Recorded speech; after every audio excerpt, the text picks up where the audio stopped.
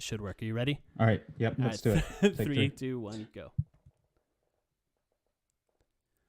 Welcome to the Timeline, a Phoenix Suns podcast / YouTube channel. My name is Mike. Man. I'm here with Sam. Sam, how you doing?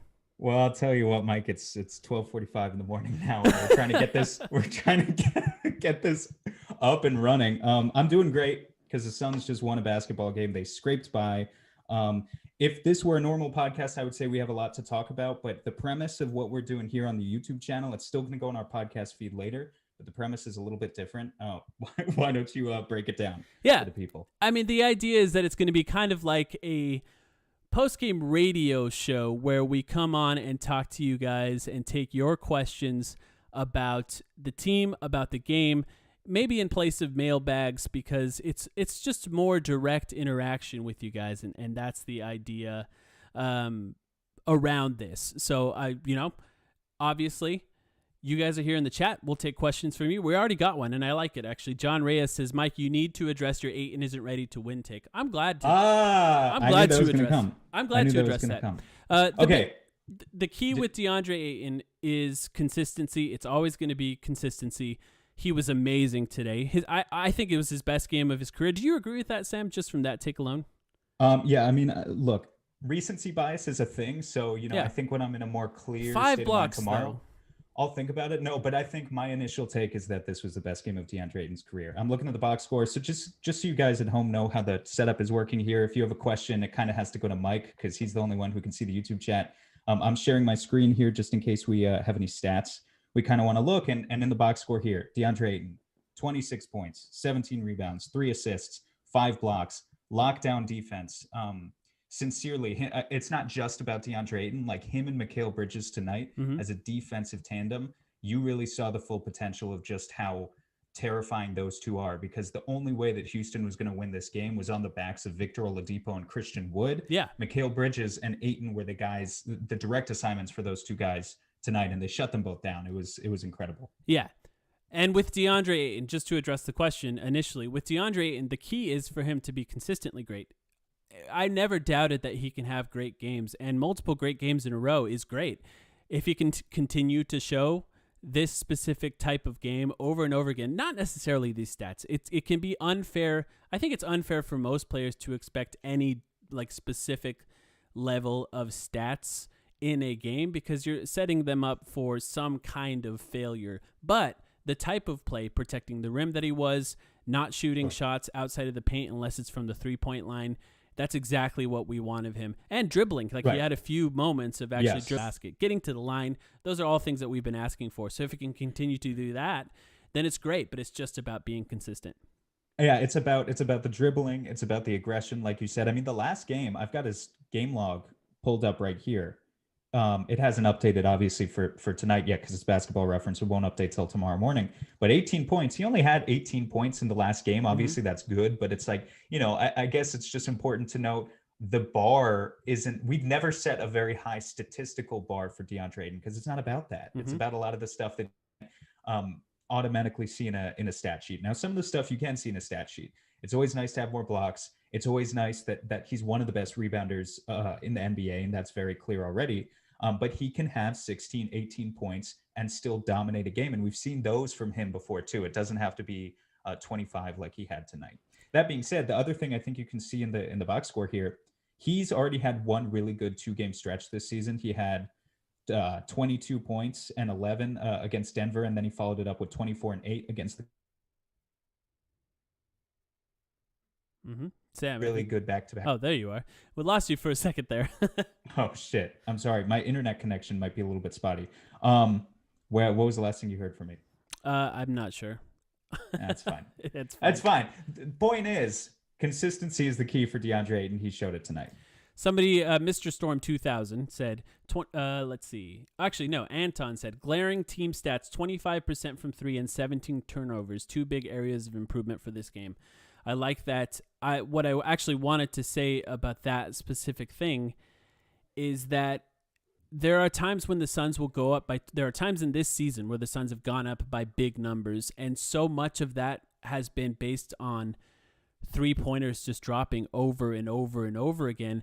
And I do feel like that in this game, the fact that they were able to pull up by so much without relying on the 3-pointers, to me, pointed to more actual chemistry growing than before, because any team can hit a bunch of threes in a game. But to be able to actually build on a lead and do really well, even if they had some trouble closing out the game at the end there, to be able to build that lead without hitting a ton of threes, I thought was really impressive and something that's really important for this team. They can't just rely on 3-pointers dropping over and over and over again. I want them to take a lot of threes. I think that's important. But I think to be able to hit those, to be able to hit shots outside of that is important. And I thought they did a good job of that tonight. What did you think? Yeah, I mean, look, when you look at a box score, any box score, 3-point shooting and turnovers are going to be the two of the first things that you look, where it's like if you do well in those areas, you're more likely to win the game. For the Suns to win a game where they shot 24% from deep and had 17 turnovers, that's really impressive. And to me, with what I saw specifically tonight, I think what it shows is that they saw exploitable aspects of Houston's system, and they were able to successfully exploit that. Houston was not a disciplined defensive team. The Suns are not, we know the Suns are not a team that get to the free throw line a whole lot. Yeah. But tonight they got to the free throw line. They made the most of their opportunities. They got Houston to bite and for them to do some stupid closeouts where they fouled jump shooters. And the other thing that I think we saw today, Mike, is that they pushed the pace a little bit more. Right. And that really matters. And, with a team like Houston that was not that disciplined defensively, they've got athletes for sure, but their team concept is what I'm talking about when I say it was a little bit more exploitable. They didn't get back on defense, and the Suns noticed that, and they were able to effectively punish them in transition. That's not something that we've necessarily seen from the Suns in the past. And look, I think the Suns are still going to be a slower team this year, and I think they can still succeed as generally a slower team. But knowing when to turn it on and off and shift into a higher gear and push the pace a little bit is really important, and it definitely helped them tonight. Yeah. I agree with that. We got a couple questions, and forgive me, guys. The chat's moving pretty quick here, so if I miss your name or something like that, I apologize. I'm doing my best to keep up here. First of all, thank you, everyone, for watching live. This is great. We've never done this before, so we appreciate you being here with us. Some people were asking about the starting lineup. Should Cameron Johnson stay in the starting lineup, or should Jay Crowder switch back into that starting lineup role? And I think there's something to that a little bit. First, I'd say I actually like Cameron Johnson. I'd like to keep doing this for a while, specifically because he's capable of pushing the pace in ways that Jay Crowder can't. Jay Crowder gets the rebound. He's most likely going to look for Chris Paul or Devin Booker and give them the ball as quickly as possible, let them dribble it up, which is fine. And that's something that I would want him to do, just thinking about the flow of the game. Cameron Johnson gets the rebound. He's off down the court as fast as possible. But the one thing I will say, and I want to give a shout out to David Nash because I thought he did a really good job writing about this, Jay Crowder does really well when he's wide open. Yeah. And outside of the starting lineup, he's going to struggle being wide open. Those shots are not going to be as easy for him. He has done a good job of finding other people and setting other people up with some nice passes, but I think there is something that could struggle. But I think with that bench lineup, the reason I like it, and I think it'll be fine, is the defense is, I think, going to be what carries it. I do want to talk about the bench a little bit more, but before we move on to that starting lineup, what do you think after 2 games? Yeah, I mean, can I be honest and say that I don't think I have a major opinion either way? I think it can work either way because I think that was never the issue. But what I will say about Jay, to echo your point about the shooting, I've seen a lot of sets from the Suns in the past couple games where it kind of feels like he's in that power forward slot and he's setting a screen at the top of the key and then he's popping out to take those sort of top of the key above the break threes. And a lot of them end up contested like you would see from Cam Johnson. And if it's Cam Johnson taking that shot, it's a good shot. But if it's Jay Crowder taking that shot, I don't really think he's designed to play like that. And I'm not going to say that that's the entire reason. He shot 2 for 10 from deep tonight. I don't think that's the entire reason he did that, but I do think it is a factor. He's definitely a guy we know just kind of from his career. He takes those above the break contested threes. Maybe that's a 32% shot. You can live with it. He takes open corner threes. That's more like a 40 to 45% shot for his career. So you definitely kind of want to try to find ways to optimize him. But also to your point, I mean, the defense does improve when you put Jay Crowder in the game, no doubt. He's consistently, I think, maybe the Suns' best help team defender. I think wouldn't be a stretch to call him that. So he obviously has his own merit and value over Cam. Something interesting, I think, happened with the bench in this game, and it's related. Somebody's asking about our thoughts on Chris Paul's performance in this game. Statistically, nothing super impressive, but there was something that happened in this game that I thought was interesting. It was Chris Paul and Deandre Ayton minutes with what I just called wings, and they were varying wings. At times, it was Mikal Bridges, Cameron Johnson, and Abdel Nader, who was not terrible in this game.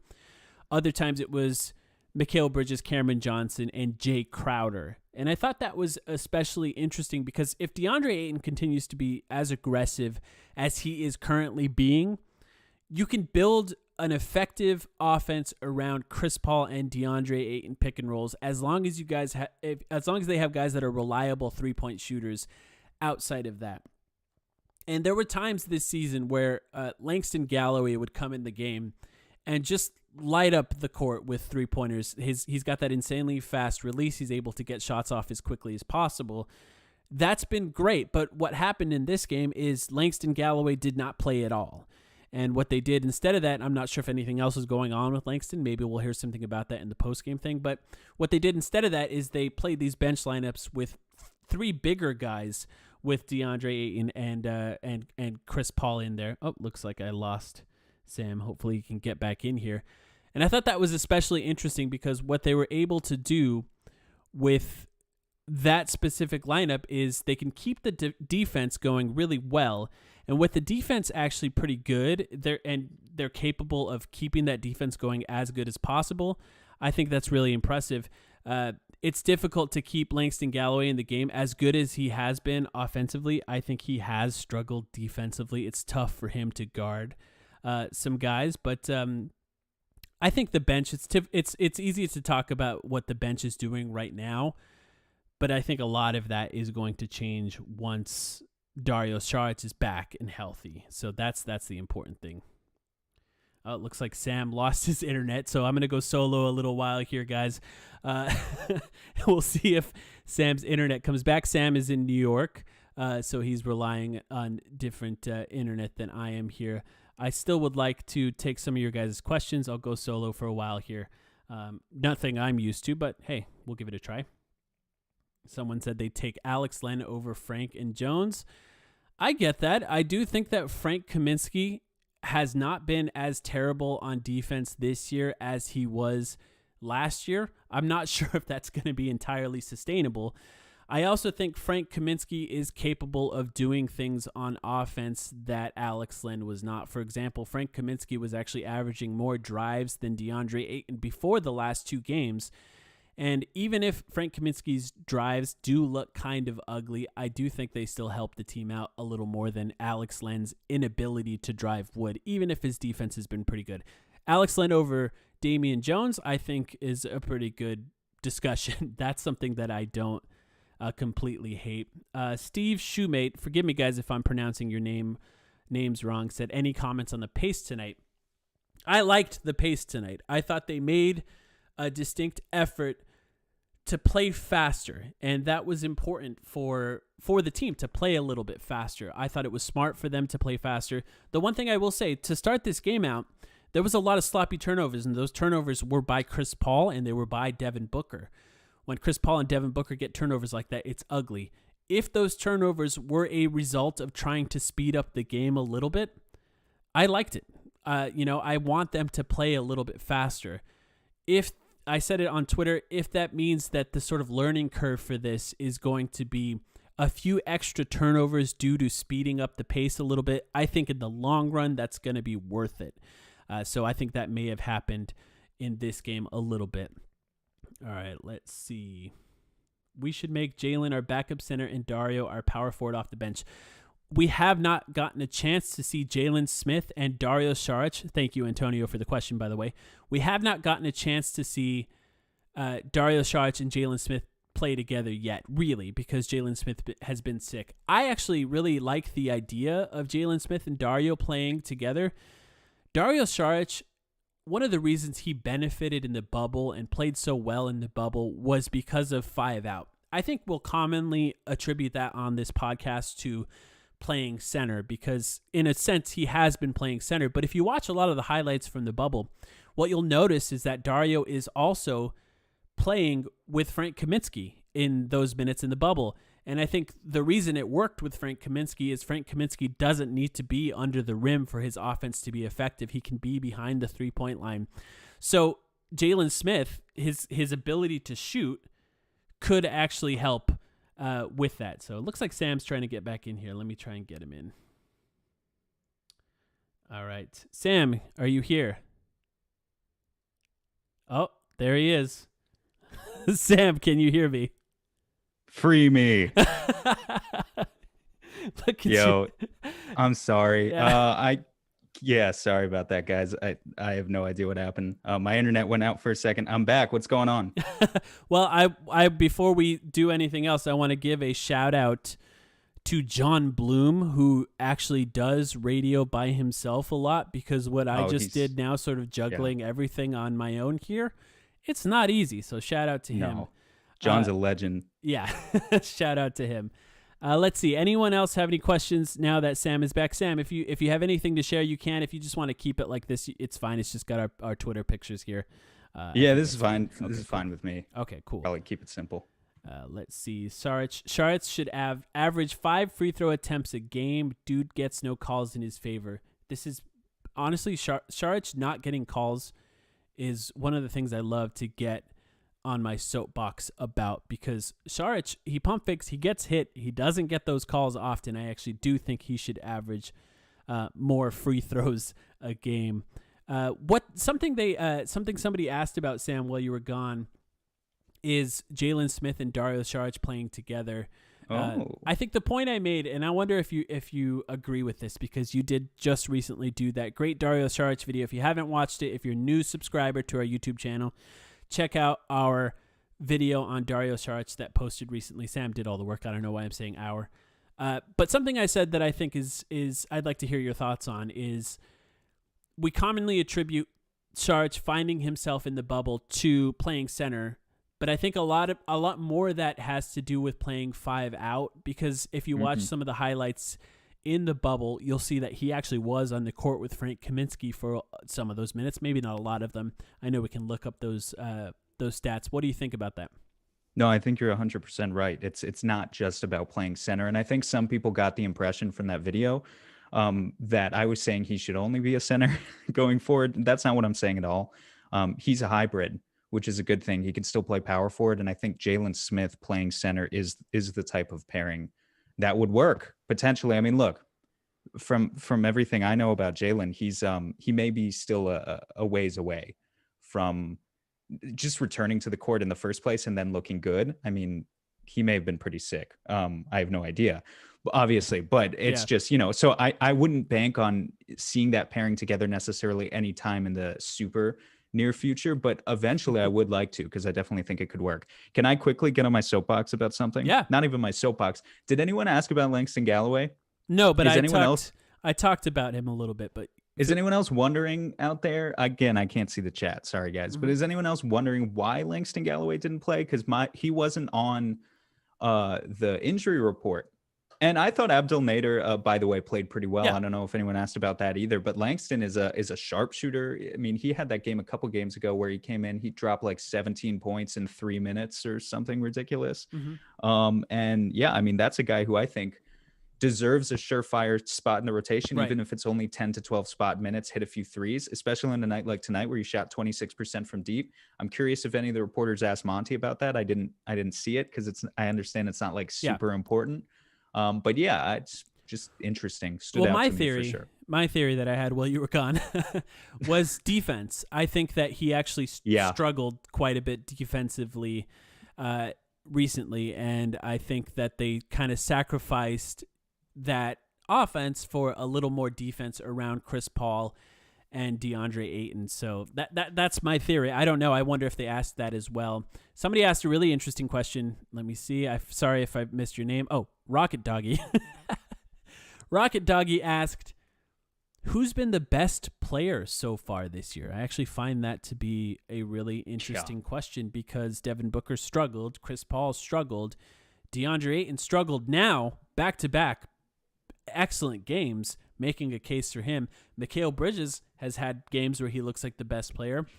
And I guess that's really the only 4 guys that can probably be in that conversation, I would say. What do you think? I don't know, man. I think the system doesn't survive without Chris Paul and Devin Booker, but neither of them have looked like themselves. I'm almost tempted to say Mikal Bridges.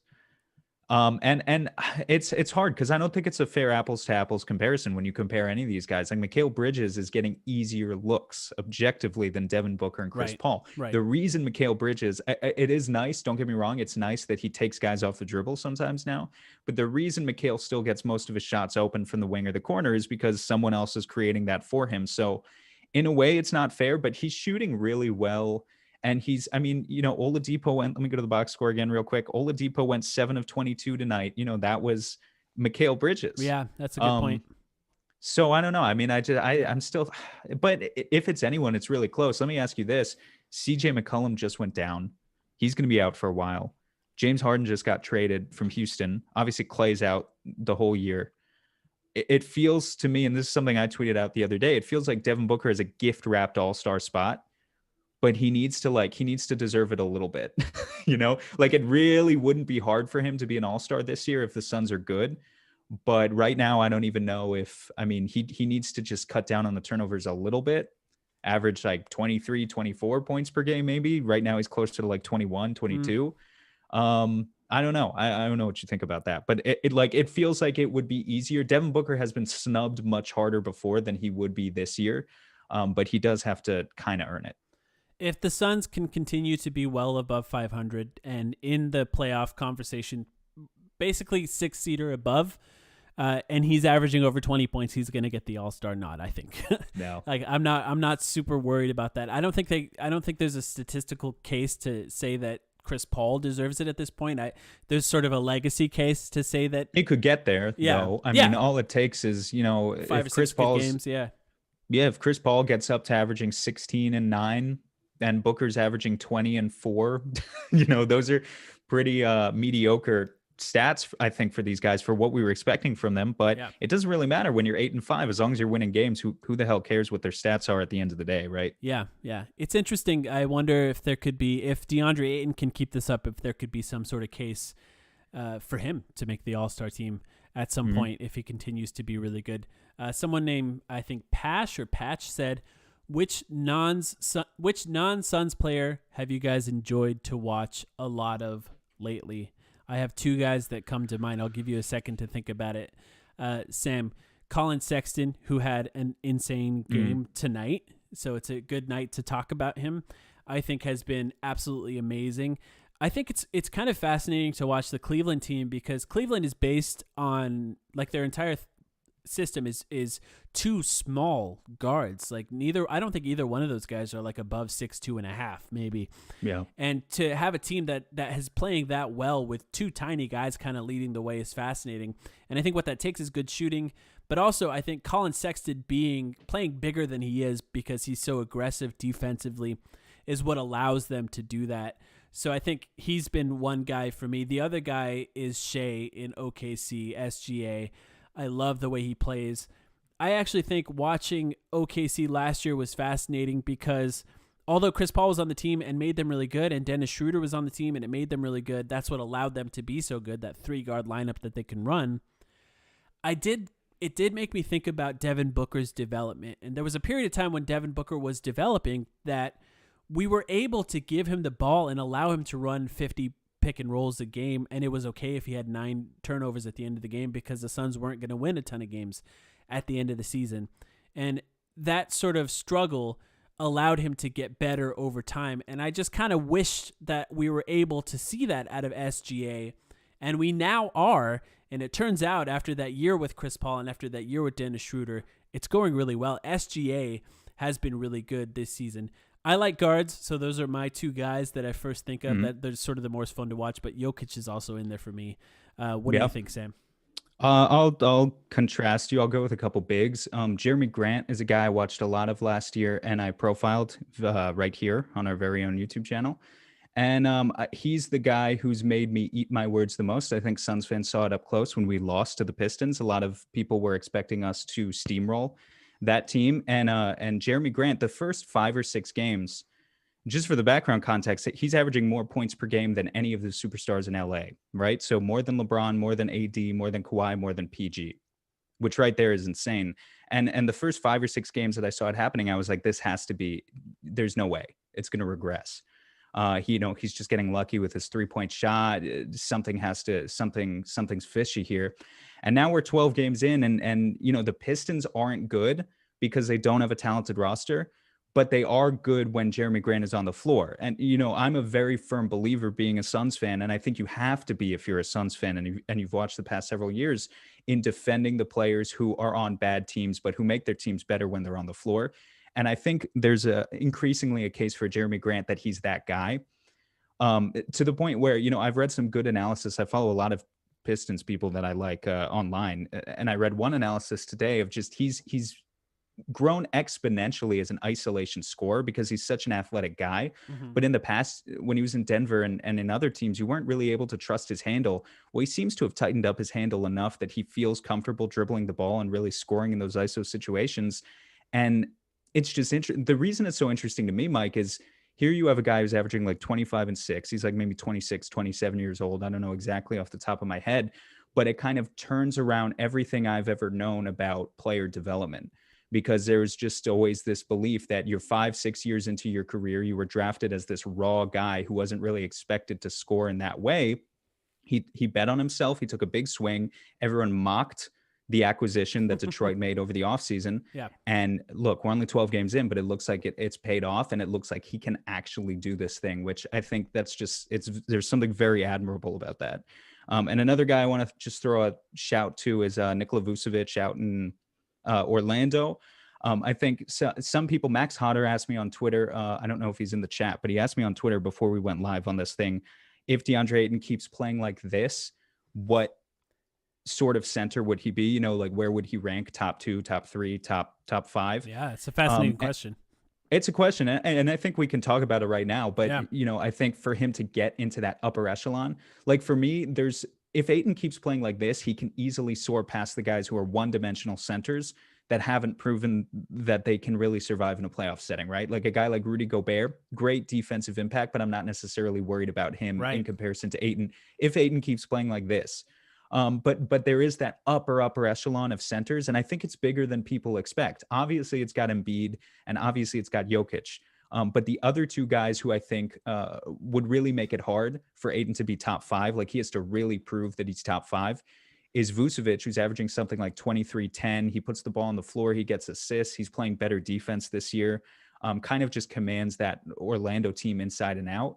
And Bam Adebayo, who obviously we saw in the finals last year, but increasingly adds to his pull-up game and his off the dribble shooting, which if he can master that, he's just like an amazing modern center in so many ways. So, I think when we have the conversation about Ayton's ceiling, where's his ceiling? I think it's top 5 center in the league for sure. But it's just not a given that he like outplays, guys like that. Like he has to really prove it. And those guys are doing it consistently. And Vooch in particular this is like his 10th year in the league or something. And he's just criminally underrated basically year in and year out. So I wanted to give him some respect. Yeah, that was a good one. I think it's a weird year where for the first time in a long time, you could make the case that 2 centers are number 1 and number 2 in the MVP race right now in Embiid and Jokic. And it's tough to, if Ayton played like he did today every single game, then yeah, obviously he'd be in that conversation. But like I said, he's capable of having a great game without that kind of performance every single night. This is a funny one. Respect21 said Poku is Dragan Bender with the confidence of LeBron. Yeah, I love that kid. I love him so much. That's a good one. I lost the question, but somebody said if you're getting jumped in a dark alley and you had to pick one Suns player to defend you, who would it be? That's an interesting question. I think on the team right now, Jay Crowder, right? Yeah, it's got to be Jay. It's got to be Jay. Who's the toughest guy on this team? It's got to be Jay, right? It's got to be Jay Crowder. I mean, Mikhail's got that reach, Yeah, but Mikhail's a softie. I mean, I love Mikhail, but I think it's got to be Jay. Also, if you're getting jumped in a dark alley, chances are whoever's jumping you is still not going to be bigger than Jay Crowder. Like Jay Crowder is still a very large human. Yeah, I agree by that. Let's see, any other questions from anybody before we take off? We're going to try and keep these to around half an hour, try to make I'm it glad palatable. I could jump in back here at the end. Sorry to leave you guys.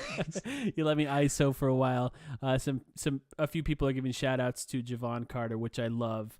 Yeah. And Deandre Ayton, which I think we can once again repeat. And it's a good place to end it, actually. I think this was the best game of Deandre Ayton's career, regardless of if it was the most points that he's ever scored. Consistently attacking the basket, not taking shots outside of the paint unless they're behind the three-point line, and then protecting the rim at all costs, finding ways to block shots without fouling. It's as good as it gets, and also an insanely high rebounding number. Just repeat again, Shaquille O'Neal said Deandre Ayton should average 20 and 9. That's completely insane. DeAndre Ayton can average 12, 13, 14, 15 rebounds at some point in his career. 20 and 9 are bullshit Shaq and Phoenix numbers. He can do better than that. Exactly. That's fat Shaq, 37 years old. That's Shaqtus era. DA at his best can do that. But I'll tell you what, so 2 really good games in a row, arguably the best game of his career, as we've talked about. But good enough that I might want to make a YouTube analysis just about these games. I'm not sure yet. It's important to point out, though, too, Xavier Tillman was guarding him in one. Christian Wood was guarding him in another with a broken down Boogie. He needs to continue to do this well. I think he can do it against better bigs like Jokic or whoever's coming up next. But I do want to point that out because we need him to be consistent against the better bigs as well. And that's exactly where I was going with it. It's the big guy. No. It's that guy. It's Jokic is that dude, and he's coming up next. And if DA rattles off a third great one in a row against an MVP candidate, then I'm going off to the moon with this hype campaign. But I'm gonna temper expectations until then. I don't think it's reasonable to go from, oh, this guy's been disappointing us all season to, oh, he's suddenly an MVP candidate in the span of 3 games. We're not going to do that. But yeah, I mean, he's definitely he's been amazing. There's just nothing negative you can say about his performance over the past 2 games. It's been so refreshing to see. Absolutely. Thank you, everyone, for checking in with us on this stream. We appreciate you asking us questions. This was a great time. I think we'll work out some kinks a little better in the future. Thanks for your patience. But we appreciate you guys. This one will also be up on our podcast feed, so if you're listening there, we appreciate you guys listening as well. We'll be back with our normal podcast this weekend after a few more games, hopefully, and hopefully some other great games by Deandre Ayton and Devin Booker, as well as maybe Chris Paul kicking it into high gear here soon. The episode we released 2 days ago, we still didn't get the good game from Devin Booker and Deandre Ayton at the same time. That's right. Soon. We'll get it soon. I believe it. One day. All right. Thanks, guys.